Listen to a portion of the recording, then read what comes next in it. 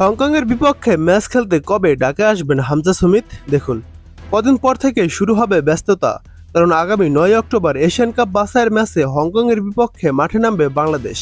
সেই ম্যাচকে সামনে রেখে এ মাসের শেষ দিকে অর্থাৎ 29 কিংবা 30 সেপ্টেম্বর প্রস্তুতি ক্যাম্প শুরু করবে বাংলাদেশ জাতীয় দল। তবে সবচেয়ে আলোচনার বিষয় হচ্ছে হংকংয়ের বিপক্ষে ম্যাচ খেলতে কবে বাংলাদেশে আসবেন হামজা চৌধুরী ও সমিত সুমরা। ইংলিশ প্রিমিয়ার লিগে খেলা হামজা চৌধুরীর দলে যোগ দেওয়ার পর দেশের ফুটবলের চিত্রটাই পাল্টে গেছে। এরপর কানাডা লিগে খেলা সমিত সোমও যোগ দেন লাল সবুজের ডেরায়।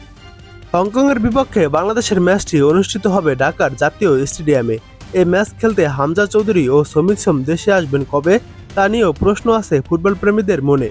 বাফুফের সূত্রে জানা গেছে 4 অক্টোবর সোয়ানসি সিটির সঙ্গে ম্যাচ খেলে হামজা চৌধুরী ঢাকায় পা রাখার কথা রয়েছে 6 অক্টোবর। অন্যদিকে সমিত সোমের দেশে আসার কথা 7 অক্টোবর। গত 25 মার্চ শিলংয়ে ভারতের বিপক্ষে ম্যাচ দিয়ে বাংলাদেশের জার্সিতে অভিষেক হয় হামজা চৌধুরীর। এরপর থেকে এখন পর্যন্ত বাংলাদেশের হয়ে 3 ম্যাচ খেলে 1 গোল ও 1টি অ্যাসিস্ট করেছেন তিনি।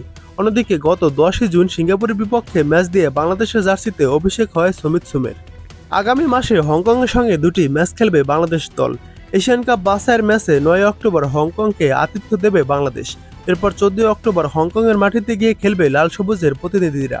এশিয়ান কাপ বাছাই এখন পর্যন্ত 2 ম্যাচ খেলে 1 পয়েন্ট নিয়ে টেবিলের 3 নম্বরে আছে বাংলাদেশ দল। সমান ম্যাচে 4 পয়েন্ট নিয়ে 2 নম্বরে আছে হংকং।